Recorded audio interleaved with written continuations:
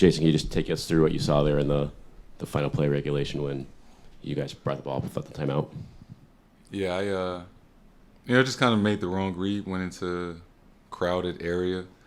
And, obviously if I had that opportunity again or the next time it presented itself, just have a different outcome. But, I take responsibility for us not at least getting a shot up at the end of the game. Jayson, what has made this such a challenging series to be able to get to your spots, make the passes you usually do, just be able to kind of have the impact you usually do? Is it something they're doing? Is it kind of something you're not able to get to right now? Like, what are you kind of seeing when you look at the film? No, you got to give them credit. They've been playing well. But on the flip side, it's just taking ownership and knowing that you got to play better. And, I will.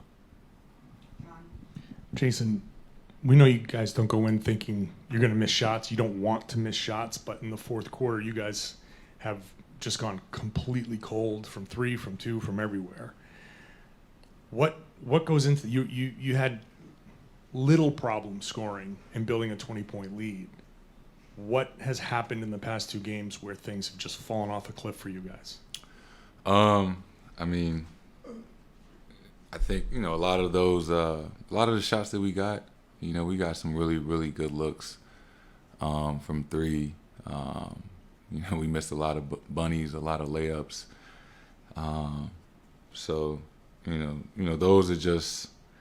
Those are tough, because, guys work really hard on their game and their craft and prepare to be in those moments to hit open shots. And, it just hasn't happened the last two games. But, you can't lose your confidence. You got to,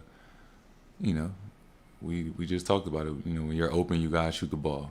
Don't worry about the last shot. Don't worry about the next shot.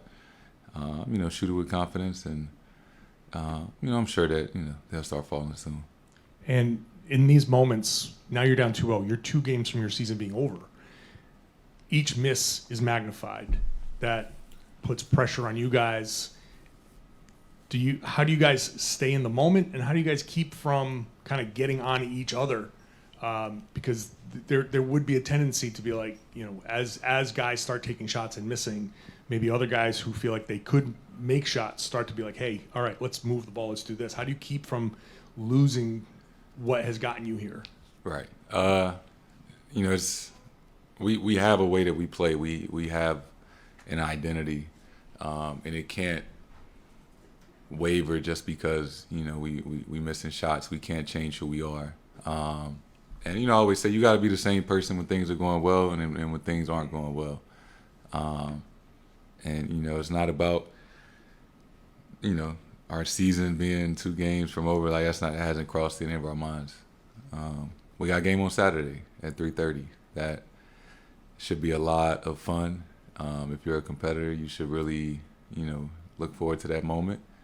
And just right, we put ourselves in this position, and we got a game on Saturday that we all looking forward to.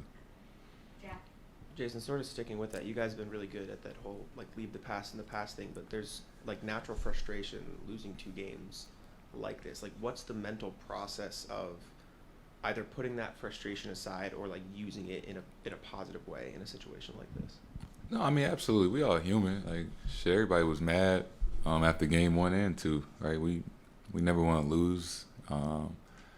We aren't thrilled the way that we've played. So I'm not saying that nobody's frustrated, but the playoffs is like an emotional roller coaster. And, you can't get too excited or too down on yourself from game to game. The really good teams don't do that. So. Look in the mirror, understand that we put ourselves in this position. What has already happened has happened, and the only thing that we can't control is Thursday in Game 3, and it's gonna be a good one. Gary. So you said just it's an emotional roller coaster in playoffs. How do you reach maybe some of your teammates, a fan base that's panicking right now? This was unexpected. You don't lose at home. You don't lose 2 in a row. You don't lose 2 in a row at home. You don't shoot 25% from three. What words do you have that to your teammates or to yourself or to anybody that just says, okay, relax, like we're going to be okay? I think just experience. Right, this group, a lot of us have been in so many different playoff situations and series. It's not like it's our first time. And sometimes you need to lean on that experience. That we've been in situations like this before, where we've had to get ourselves out of a hole, and we figured it out. So it's you can't look too far ahead. It's just we got one game on Saturday, and that's the most important thing because it's the next game. You're probably the one guy in that locker room when you speak, everybody listens. What message do you have for these guys, for the team, after 2 fourth quarters where you guys just completely fell apart? Yeah, I mean, I think for us, it's just to understand the position we're in, and just to my message was just for everybody to keep their heads up, and focus on the next one. So it's as simple as that. Feels like, we're here, doom and gloom, right? You're down 0-2, lots of panic out in the outside world. But if you guys had just made a few shots in the fourth quarters, you'd be maybe up 2-0. What's led to the offense completely kind of like going cold after building 20-point leads? What can you do in these fourth quarters to kind of keep the momentum of scoring and what you guys are normally capable of going? Yeah, I mean, I just think that, we have to really do what we've done all year. And obviously the last 2 games we haven't been able to, but it's, we just continue to play at the pace that we want to play, and just continuing to look to make the right plays. And I feel like we'll give ourselves the best chance in that way. And I feel like, to your point, we've had, some lapses there offensively. It's been clear these past 2 games, but I don't think that defines our group. So it's us understanding that and making sure that we're better come Saturday. Al, when did you find out you were going to be starting yesterday, and how concerning is it for you guys what Kristaps is going through right now? It seems like it's really frustrating for him and just came on pretty suddenly. Just before the game, and it's one of those things that that we all have to be ready to step up, and that's what I try to do there. And then with KP's situation, it's definitely difficult, and yeah, I mean, I just hope that he he continues to get better, and it's hopefully he'll be in a better position for Saturday. Kind of off that note, just what has Luke provided with the extra minutes he's been given, just because obviously Kristaps can't play as much? Luke, it's stability for our group, not only now but all year. Luke has been great for us. His presence defensively, his commitment to making winning plays and to help us as a team, and to be plugged in at different positions and situations. So I can't say enough about Luke's impact on our team, on our group, and he just continues to step up every time that he's asked to. Al, the question was asked of Joe. Just having your backs against the wall, does a part of you kind of relish that opportunity to face this kind of adversity that perhaps you haven't faced as much over the last year and a half, 2 years?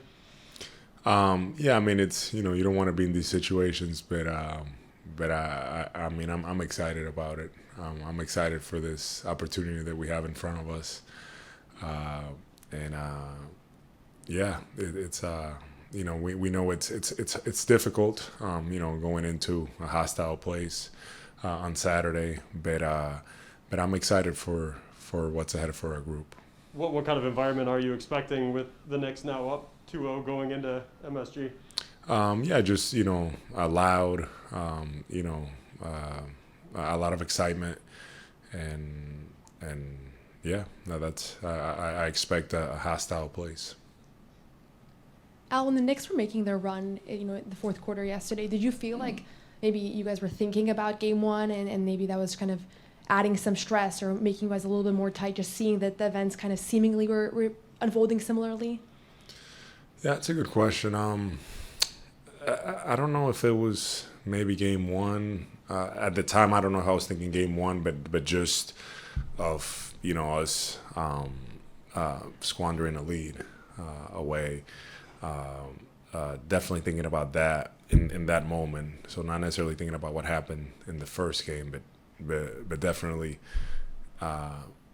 trying to kind of salvage that. And that went into the mind, and we weren't able to handle it and to pull the game out.